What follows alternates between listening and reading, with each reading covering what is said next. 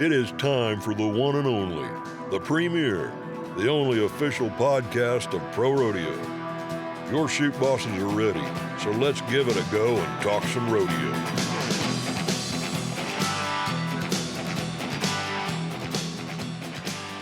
Welcome back to the Chute Bosses, the official podcast of Pro Rodeo. I'm Alex Dodd, joined, as always, of the Chute Bosses by Tracy Rink.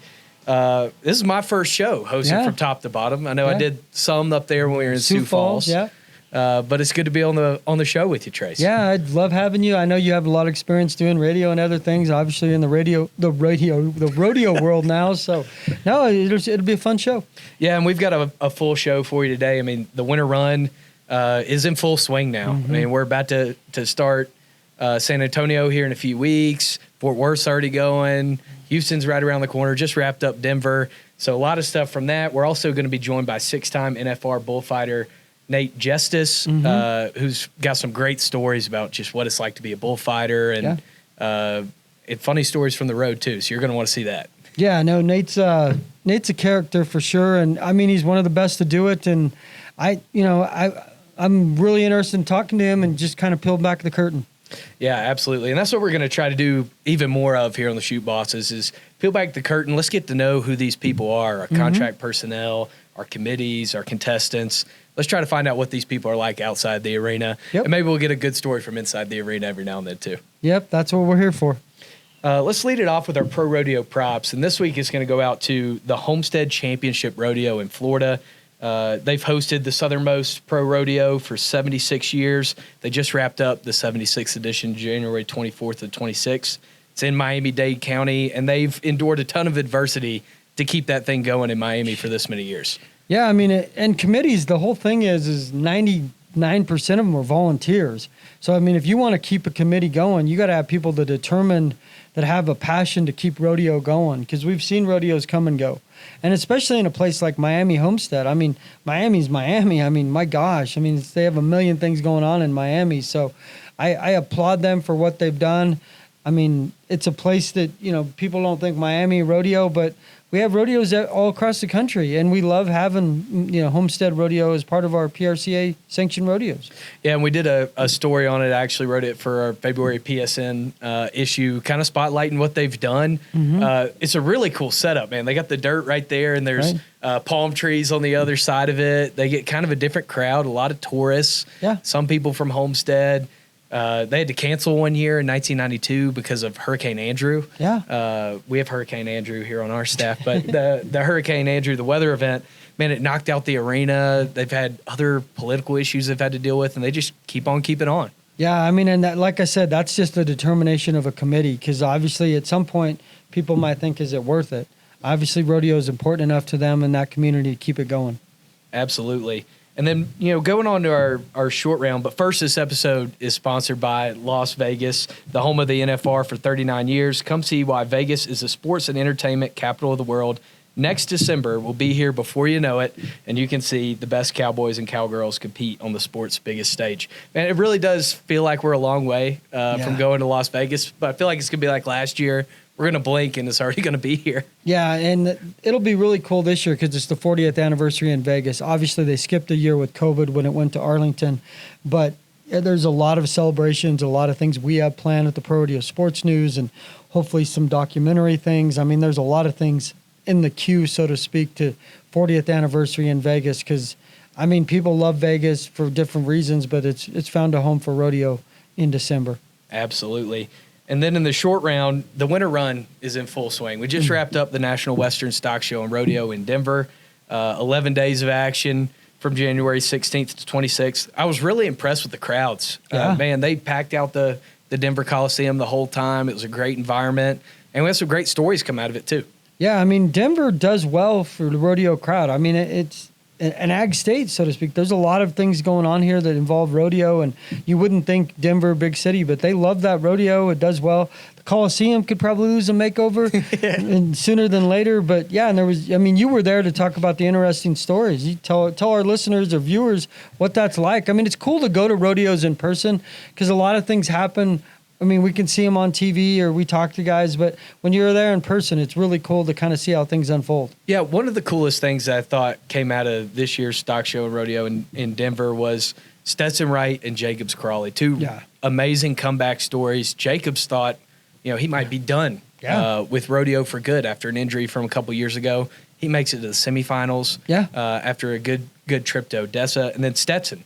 It's been out for over 13 months. Didn't have a spot on the day sheet. Had to go up and wait to see if somebody turned out to be able to get in, which is crazy for an 8-time world champ to have to do that. But that's the way it is. Gets in, goes to the finals in bull riding, gets to compete in saddle bronc as well, and ends up taking second with an 89-point ride in the finals there in bull riding. Well, and I'm sure, you talk to him, the hunger's probably there more than ever. I mean, the last thing a superstar wants to do is sit out for 13 months and watch. Granted, his family's great at it. Ryder won a world championship, and he was there in the crowd doing commentary and different things. But, I mean, when you're that good, I mean, I can't imagine how much he was just like, I got to get out there. I got to get out there. And, I mean, to his credit, he waited till he got healthy enough. I mean, a lot of these guys, for different reasons, whether it's sponsors or it's the only way they make a living, they go out there too soon, and then pretty soon, first bull out or second bull out, they're hurt again or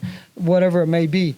It seems to be, knock on wood, you don't want to jinx a guy, but it seems to be he got himself fully healthy, and you saw him in person. And when Stetson's on, he's as good as there is. I mean, he is. I mean, he almost seems like he's glued on bulls. I mean, saddle bronc's more technique, and it's a little harder because there's so many guys that are so good and they don't get bucked off, especially at the NFR. Bull riding, when he gets in a zone, I mean, the one year he rode 8, he should have rode 10, and there's only been a handful of guys that ever ride 10 at the NFR. And he opened that door to let the Shad win all around. Could he win all around again? Possibly. And I think Shad would have to get involved with full-time in steer roping or something else. He'd need another event, because when you have a 2 rough stock guy that is good as Stetson, it's kind of like Ty Murray or Larry Mahan. Those guys are really hard to beat because they're making money every night probably, even if they don't win, because they're placing. So I'm excited to see Stetson back. I mean, we love Stetson because he was the face of rodeo, and he still is, essentially. I mean, he didn't go away. He just got hurt. Yeah, and you kind of mentioned that intensity. He's always been a competitor, always been a fierce competitor, but it seems like maybe there's something a little bit different about this Stetson Wright that's back. And you kind of see it in the way he handles himself behind the chutes, the way he handles himself in his preparation. Obviously, always been a professional, always been a competitor, but it seems like he's got a little bit extra of an edge from sitting and watching for over a year. And the crazy thing is, I believe he's still 24. I mean, when you think, oh, he's a wily veteran and he's been around and he's sit out, like he's 24 years old. I mean, how many guys 24 that they're barely starting their careers out of college or, just into their careers? And I mean, the bull riding inherently is dangerous. At some point, you figured he was going to get hurt, whether it was saddle bronc or bull riding. I'm sure he didn't expect to miss a year. But like, if you look back at the archives, like Ty Murray missed like a year and a half because he basically tore his knee to pieces, and he came back and won a all-around and bull riding world championship in 1998. Wow. And he was much older at that point. I mean, his career started in 88 was when he was in his heyday initially as a rookie. So, I mean, that just tells you the drive, and that's the kind of drive that, guys like Stetson have. It's just in their DNA. A lot of guys have, it's like Joe Montana or Michael Jordan. They have DNA that other people just don't have, and that's what makes them great. Yeah, and then, despite all of that, Wasey Shala puts up a 90-point ride in that bull riding final to win that.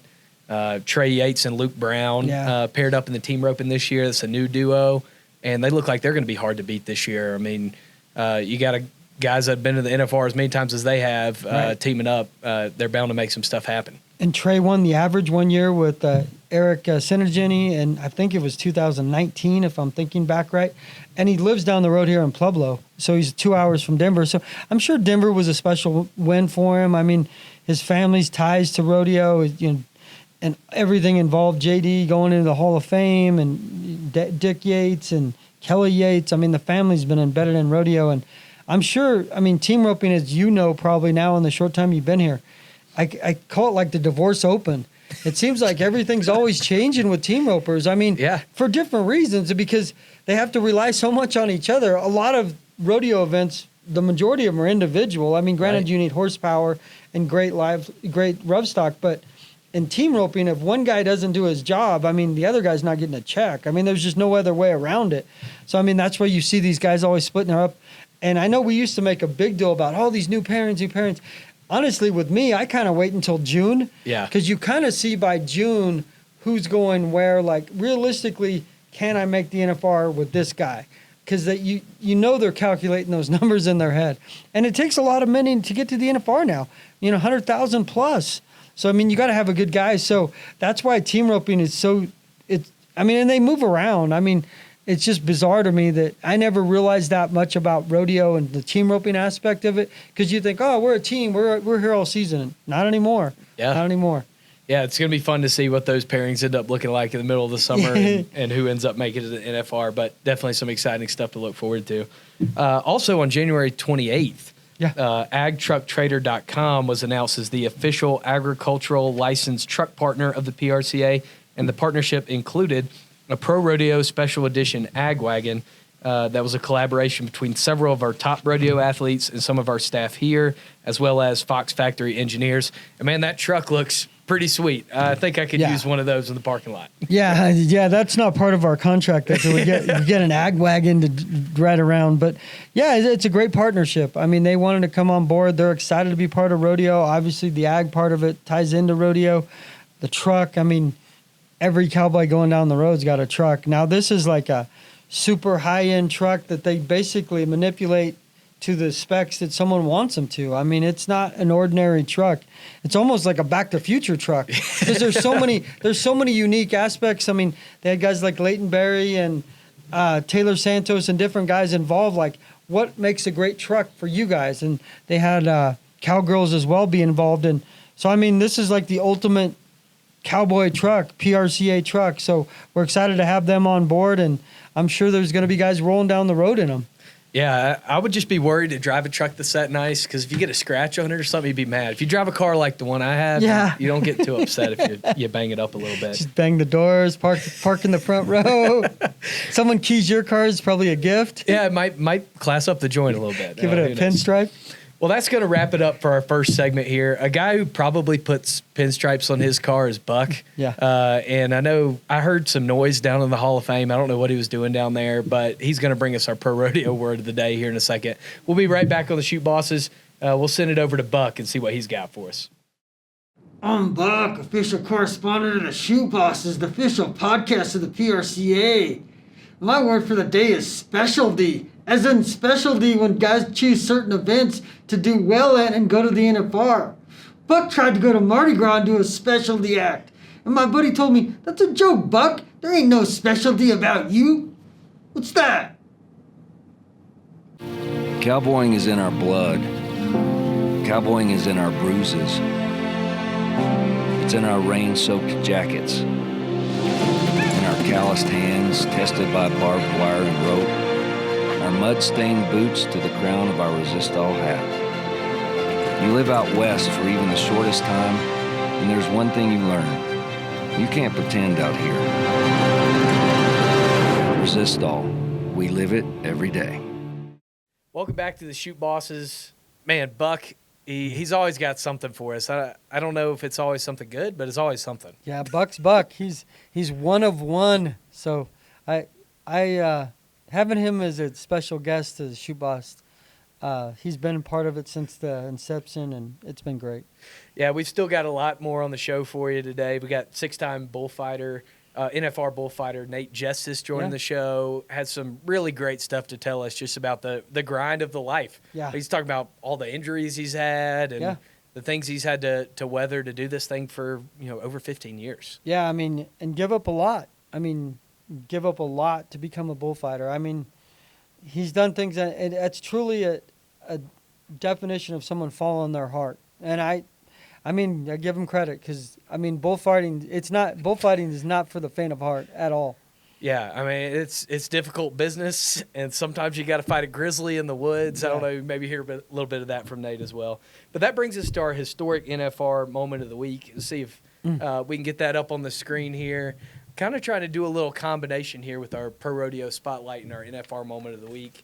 And this week's comes from round 10 of the 1987 NFR with ProRodeo Hall of Fame bareback rider Bruce Ford and his ride on Western Rodeo's Black Widow. By the way, here is Bruce Ford, the man that is charging hard. He's got to ride this horse. He needs to continue that lead in the average. I don't think there's any doubt. Ladies and gentlemen, you're watching a horse that belongs to Dan Russell and the Russell Rodeo Company from out in Nevada and California. I mentioned earlier tonight that Bruce Ford wanted to draw this particular horse of all 15 in the draw.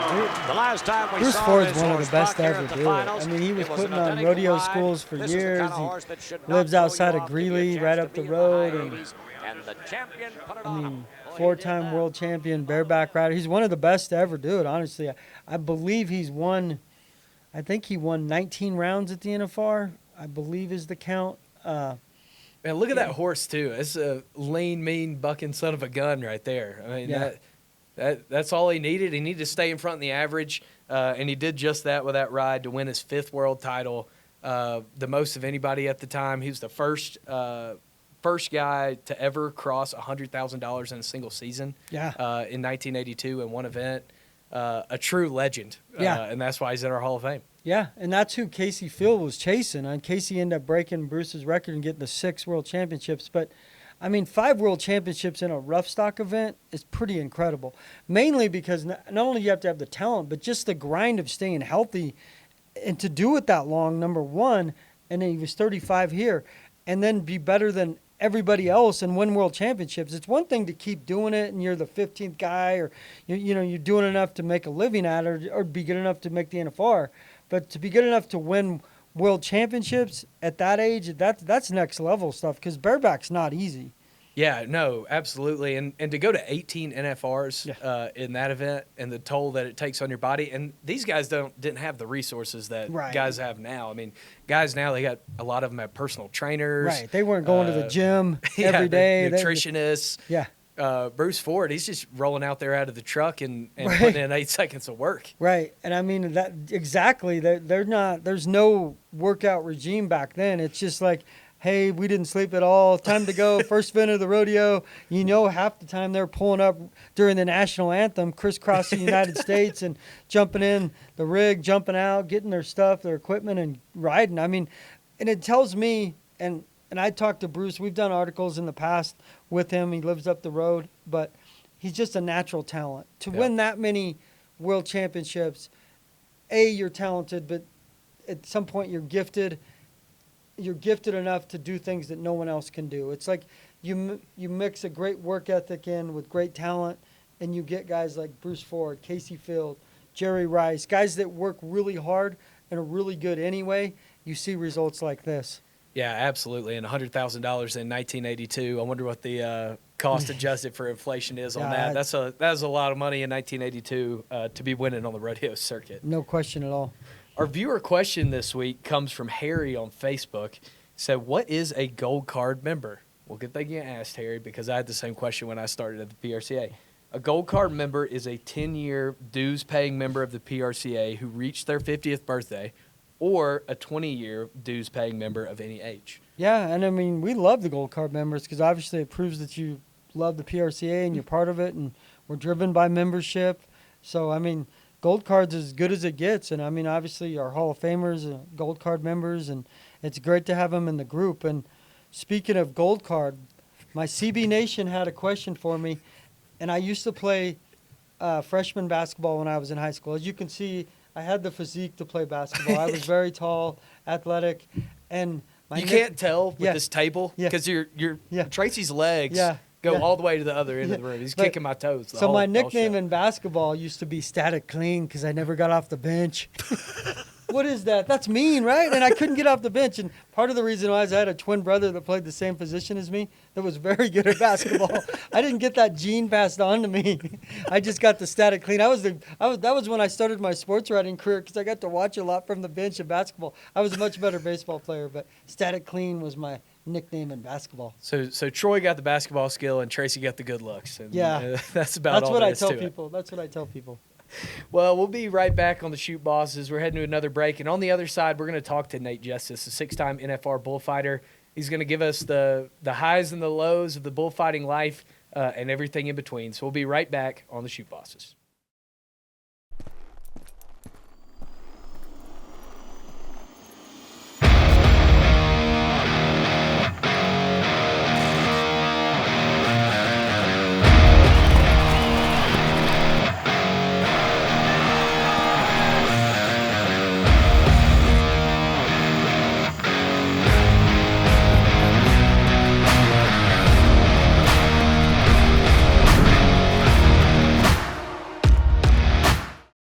Welcome back to the Chute Bosses. Alex Dodd here with Tracy Rink, and we're joined by 6-time NFR bullfighter Nate Jestes. Nate just came back from the NFR in December, getting ready for a full slate here in the winter, and things really get moving. Nate, how's it going? Yeah, it's been going really good. Kind of mentioned the NFR and getting into the winter run, and we kind of haven't had any time off. We went down to Odessa and go up to Rapid City this weekend, and we start San Antonio and Houston. So enjoying a few days at home anyway, but kind of just keeping things rolling. What's it like? And I know we'll jump into this, but when you got your first call to the NFR and just your heartbeat, and what was that like when you're on the dirt at the Thomas and Mack? No, it's it's a feeling that's kind of can't be described. It's growing up and watching that rodeo, you kind of watch your heroes, out there doing it, and it's so to be able to step out and join those guys and breathe that air, it's kind of rare air to be to be breathed, and so it's just cool to step out there and we fight bulls because we love to do it. But to get the call to go and protect the bull riders at the biggest stage in the world, it's like nothing else, and it's a huge honor. Man, just kind of looking back at your backstory, I know you played some lacrosse in high school, grew up in Fort Collins, didn't really get into bullfighting until college. What was that process like for you when you got into bullfighting and decided you wanted to go at rodeo full time?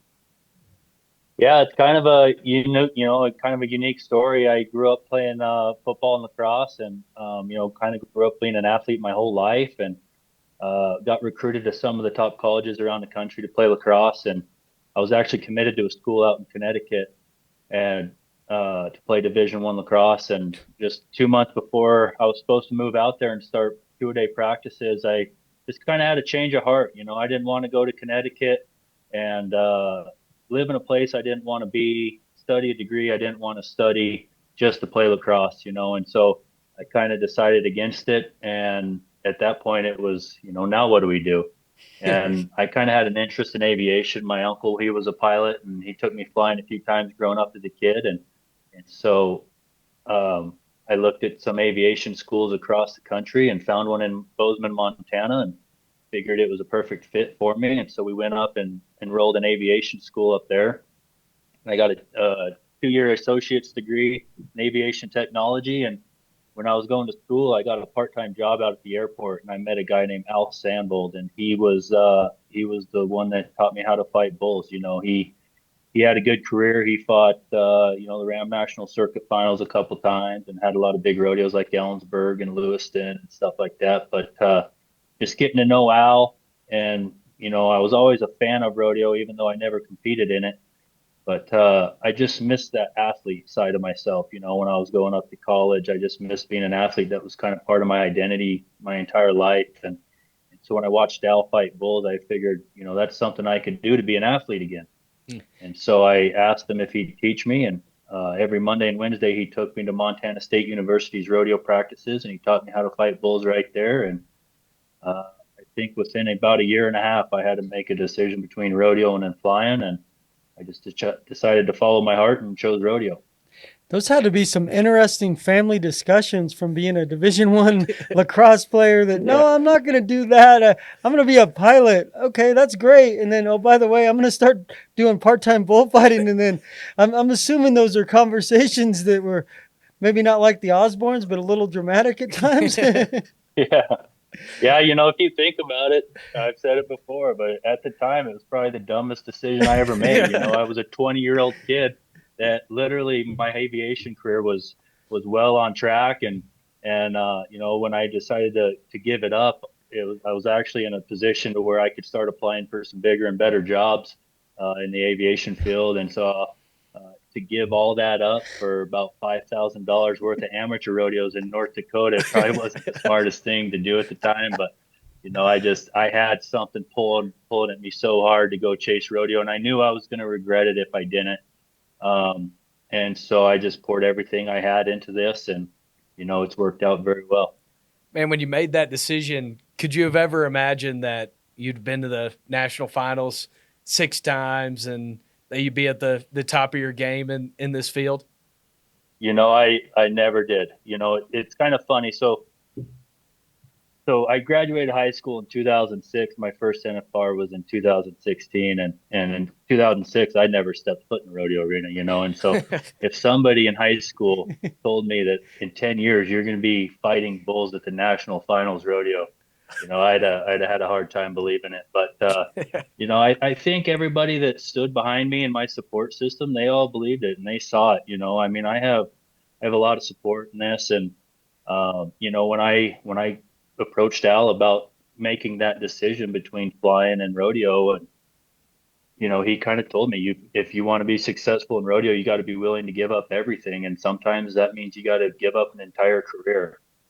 And so I asked him, I said, is this something I can do? And he said, Nate, I believe in you 100%. I think you can be successful at this. And my parents, my mom and dad, they've supported me my entire life. No matter what I decided to do, they supported me 100%. And so everyone around me, they never thought twice, and they supported me from the word go. So I had nothing but really good support. So you got to still have the pilot license, right? You still fly? Well, I still have all my ratings and stuff. They're a little out of date, but it would take too much to get them current again. So Kind of your retirement plan, get back into aviation here in a few years? I don't know, man. When I'm done fighting bulls, I think the last thing I want to do is get a job where I got to travel again. I think I'm going to try to stay home as much as possible. Well, you mentioned that travel. Just what's it meant for you to be able to bring your 2 daughters and your wife on the road and go on, man, basically endless family vacations for work to go fight some bulls? Yeah, it's been amazing. We had our first daughter, Harper, in 2021, and my wife stayed home quite a bit that year. Just when she was, I mean, she rodeoed a little bit during the winter months with us, and then, but they kind of missed a little bit there, and it was hard on me. It was hard on Dad to go to the rodeos without them, and then she got pregnant again, and we had our second daughter August of 2022, and so and my wife was still working at the time too, so they stayed home a lot in the winter of 2022. And that's when Dusty Tuckness broke his leg at the finals in December of 21. So I went and filled in for Tuck, a lot of his winter rodeos. And so I left January 1st of 22, and I didn't see home until April, and I didn't see my little girl but 8 days throughout that whole time. And that was really hard on me. I always kind of thought I would be kind of a hard guy and have that attitude of, well, they're going to have to get used to Dad being gone. But it tugged at me more than I thought it would. And, going to these rodeos, my heart was always just at home. And so it was kind of a tough 2 years there. But, I told my wife in 2022, it's either you quit your job or I'm quitting mine. And so she quit she was a kindergarten teacher. So she quit her job. And ever since then, they've been on the road with me full time. And it's put some new life back into my career. And it's given me kind of a new drive and focus that it needed. And, so to all come kind of full circle and get the NFR in 23 and 24, it just meant a lot to me. I may have the story wrong. I thought we did a story in the PSN one time that you got attacked by a grizzly bear or had to fight off a grizzly bear. Wasn't that a story we did at one point? Well, I don't know if you'd say attacked or fought off, but yeah, we and my wife, Jackson Hole, Wyoming one year, and before we decided to drive home, my wife was like, let's go on a hike tomorrow morning before we leave, and that'll kind of be our workout, before we head home. And I said, all right. So we go off on this. We found a trail, and we started up it, and we got up there pretty quick. It was supposed to be like a 3-hour hike, and we got up there pretty quick. And I told her, because there was another trail you could go up past the first lake and keep going. And so I said, let's keep going up to the second lake. And the trail went from about 4 feet wide down to about 1 foot wide, you know, and so we kept going, and we were hiking up the side hill, and the trail was kind of going up towards this ridge. And we got up to this ridge, and that trail switched back, and so we were just kind of sitting up there looking at the scenery and stuff, and we all of a sudden we heard this noise behind us, and we turn around, and there's this sow grizzly bear standing on this rock about 20 yards from us, and I'm like, oh crap, here we go. First thing that popped in my mind was, does it have a cub on it, you know? And sure as shit, as soon as I thought that, this little cub poked its head around the tree like that, and I said, we're in trouble. And so she jumped off that rock, and she come running at us, and she stopped about 10 yards from us, and every hair on her back was standing up, and her legs were bowed out. She was, you know, chomping her lips at us, and I just kind of put my wife behind me, and I just started easing down the mountain. You know, I got off the trail. I just trying to get away from her and talking to her, you know, and she followed us about 10 yards it was a good solid minute and a half, 2 minutes. And if you ever been in that situation, that it seems like an hour and a half that bear was right there, but she pushed us far enough away from her cub. She wheeled around and ran off. Were you about ready to use some bullfighting skills there, get it going in a circle? What was kind of the backup plan? That was kind of the joke between all of us, you know. I wonder if a bear would take a fake if we ever got encountered by a bear, you know, because like me and Tuck, we're big hunters and stuff, and we always talk about if we encounter a bear, we wonder if it would take a fake, just like a bull would, you know. And it had actually crossed my mind when that happened, but I was like, shit, if I throw a fake on this bear right now, it's going to run right into my wife, so I can't do that. And but yeah, I was standing there, and I was like, this is the day that we get attacked by a bear. And you know, I didn't know what to do. The only thing I could think is I'm going to hit this thing in his nose as hard as I could if it comes. And that was about the only game plan I had. Were you more nervous then or more nervous at your first NFR? Oh, well, in the moment, you kind of, I don't know, thank God for bullfighting, you know, because I guess you can kind of know how to control your mind in a chaotic situation like that. But it was, honestly, I was pretty calm-minded while it happened. But as soon as that bear ran off and we started heading down the mountain, it kind of all hit me at once. And yeah, it was one of the most intense situations I've ever been part of.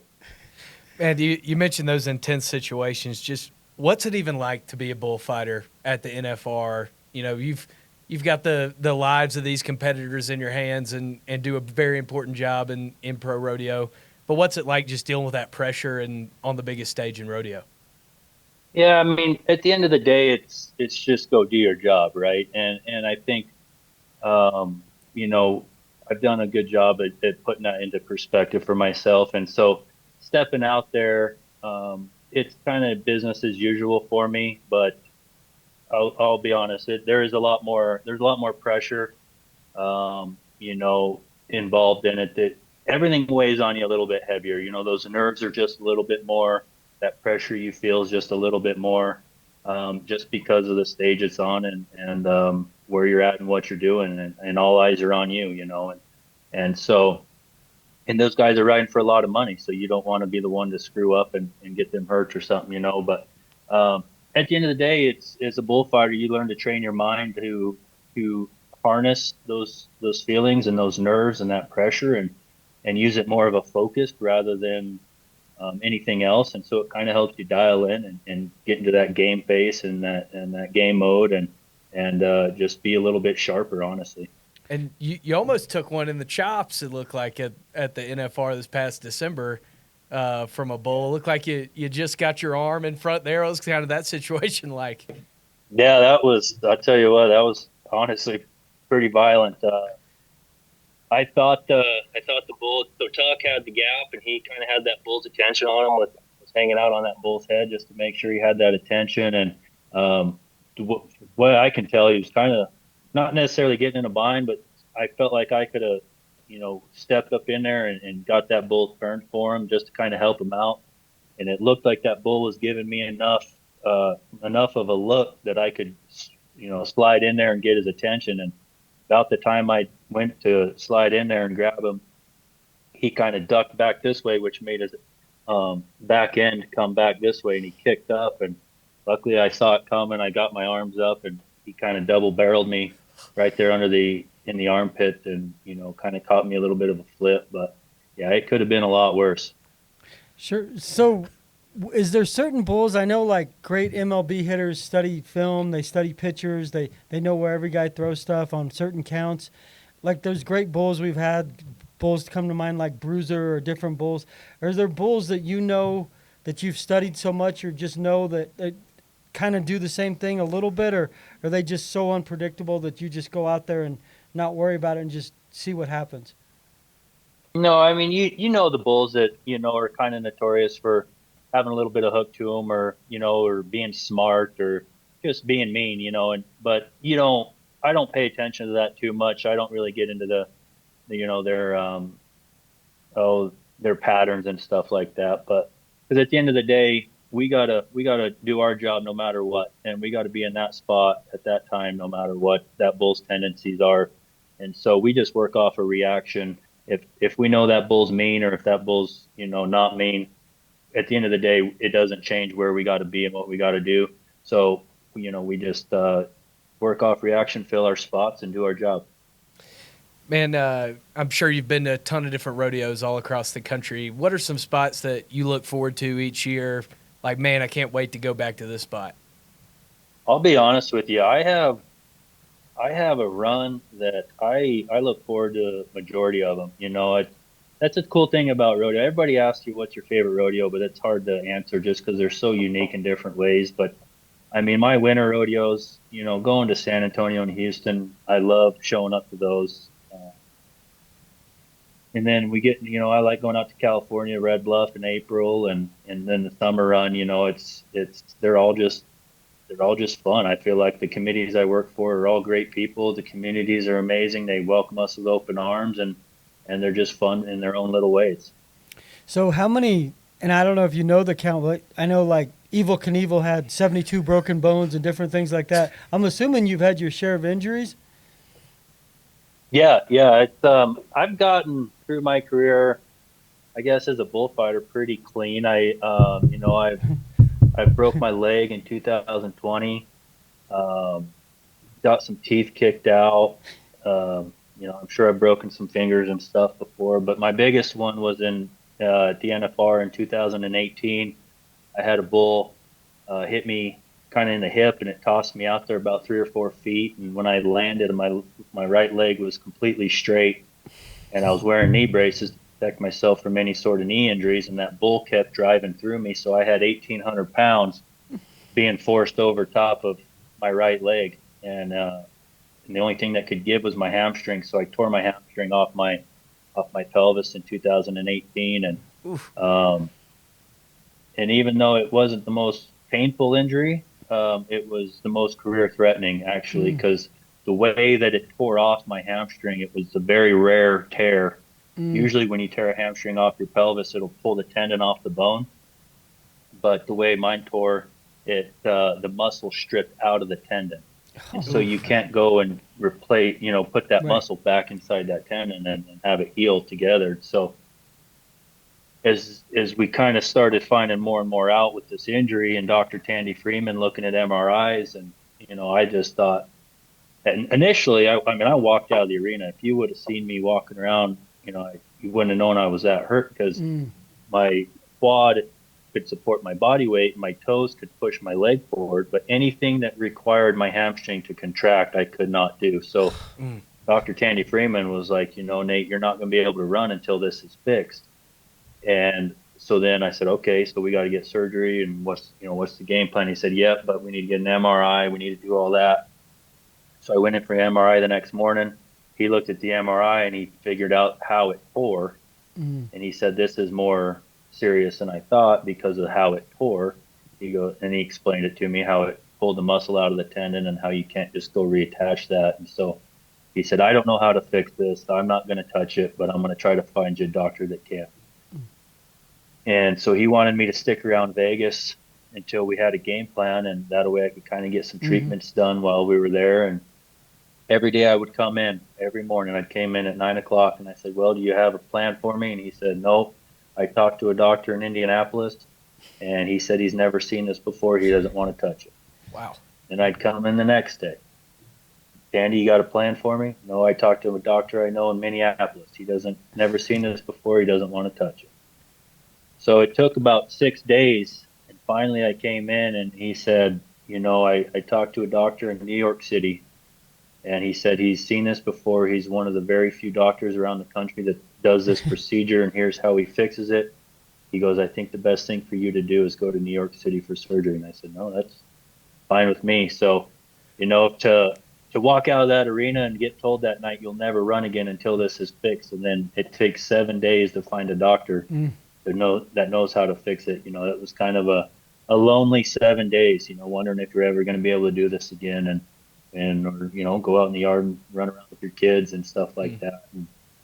But no, I ended up going to New York City. They reconstructed my hamstring and got it attached and rehabbed it for about 8 months, and was able to come back in August of 2019. Wow. Man, bullfighting, like a lot of things in pro rodeo, is a young man's sport. You've been doing this for a while. Just how long do you think you got left in you, and what do you do to keep your body in good enough shape to get out there every weekend? Yeah, it's as the years have gone on, I can definitely tell my body, I have to I got to put a lot more time into the gym. I've got to spend a lot more time, getting in better shape, and it's just to perform at that level, right? I mean, we deal with fractions of seconds, and the older I get, I can tell I got to put more and more time into the gym, but it's something I'm willing to do. And I haven't really come out publicly with this, but I've told a few people, but 2027 is going to be my last year fighting bulls. It's just going to be time to stay home.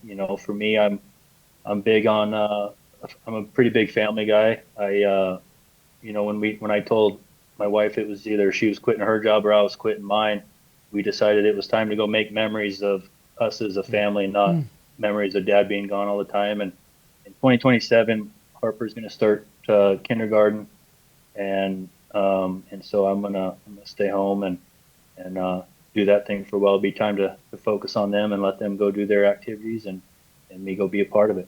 Wow, that's crazy. Well, I mean, decisions, your kids only grow up once too. I mean, you come to that realization as a parent. I mean, I have a daughter and a son, and they only grow up once. So if you start missing things, you can't hit the reset button. So I applaud you for that.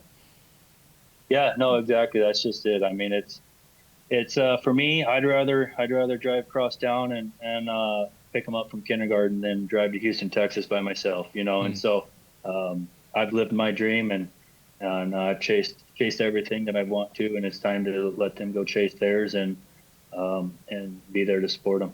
How much has your faith played a role in this? I know, you guys, the faith plays a big role, but for you personally, obviously you talk about family, but faith and family, especially with bull riding and bullfighters, it seems to kind of go hand in hand. Absolutely. I mean, what we do is very dangerous, and I believe 100% that God's sitting there protecting me and watching over me the whole time, and I've always said that I was born to be a bullfighter.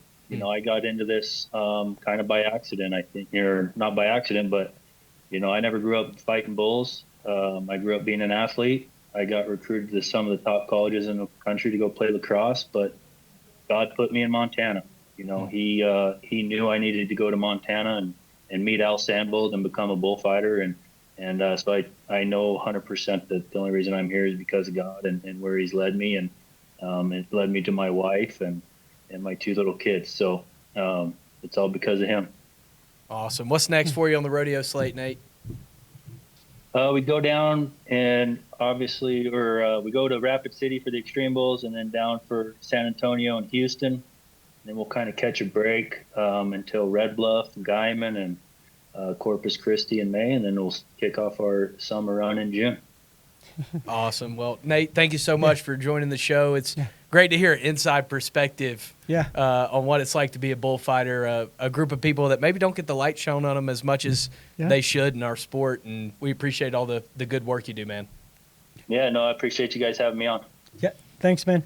Awesome. Yeah, really cool just to get that inside perspective from Nate on what it's like, the grind, trying to prioritize family in the middle of busy runs all the time. Sounds like it was winter is as busy as a lot of people's summers. Yeah, I mean, and they live like rock stars. I mean, honestly, it's like going on tour. I mean, and I applaud him for taking your family, because if you can afford to or make it work, because it's time missed that you never get back. And I mean, it's lonely when you start going on the road all the time, and especially if you have a wife and kids, it gets difficult that you're not around, or you feel like your kids are growing up and you're missing birthdays and things like that. So I totally applaud him. If 2027 is indeed his last year, I mean, we have great bullfighters, but to make the NFR multiple times is very difficult, and he's proved to be one of the best. Yeah, and it's cool too just to hear his journey. I mean, the best way I could probably describe him is a dream chaser. Yeah. I mean, he had the dream to play college lacrosse, and then he had the dream to be a pilot, so he changed courses, and then he had the dream to go into rodeo and change courses again, and now same thing with being a good father and a good husband is going to change course again here in a couple of years. Yeah, and that's part of what I brought up. I mean, being a parent myself, I mean, if my kids were really good at something or they're being a pilot, and then, oh, by the way, I want to be a bullfighter, I'd be like, what, man, like, it'd be a tough sell. But I mean, you have to follow your heart as long as you're in and you're all in. Like, and that's what he did. I mean, that's what's made him successful. It's like, oh, I don't know if I want to be a bullfighter. But he obviously had his doubts about lacrosse, and obviously could play lacrosse, and he was going to get a college education from it. But he had different things in mind. And as long as you go all in, I'd never have a problem. And you give 100%, and he's obviously one of the best at it. I mean, I remember that story about the bear. That's why I brought it up, because I'm like, I know we did this story, and I've been here long enough to remember too many of these rodeo stories, but I couldn't even imagine. As scary as being a bullfighter, I think I'd take my chances as a bullfighter than have mama bear and cub bear roll up behind me, because I'd be just an afternoon snack for them, because I'd probably freak out, and because they tell you not to run, but like, I mean, what would you do? Well, that's why you got to carry the bear spray. You got to walk with the bells, but you don't want to be the goofy guy walking down the trail with the bells on. That's the number one reason I don't hike or stay in shape that way. That's why I'm always afraid of the bears. I got other ways to stay in shape. Yeah, we put our bodies at risk enough as riders here at the PSN. Yeah, I don't want to enter the bear category. Well, that about does it for the show today, man. Tracy, you better start packing your bags for all these trips you've got on the winter run here with. Yeah, I got some stuff going on, and we just get busy. Busy's good, though. I always tell people it's always better than the alternative. And we get to see places people don't get to see, and go places they don't get to go. And our biggest thing that we're trying to do with the Chute Bosses and everything with the PSN is peel back the curtain. And guys like Nate are great with that, because I mean, those stories he tells, I'd never heard some of those stories, and that's kind of what we want our listeners to see. So, yeah, no, this is why we have the Chute Bosses and our great producers and Andrew and everybody involved with this, Andrew Rosario, and we want to make it the best for everybody. And we don't have Tanner anymore, so it's only going to get better. Well, thank you guys for tuning in with us again. For Andrew Rosario, our producer, for Taylor Brown, our videographer, for Tracy Rink, and for myself, so long and keep on rodeoing. Ruled by passion and pride, to pain and fear is no stranger, but his lust needs to be satisfied. Hooked on an 8-second ride.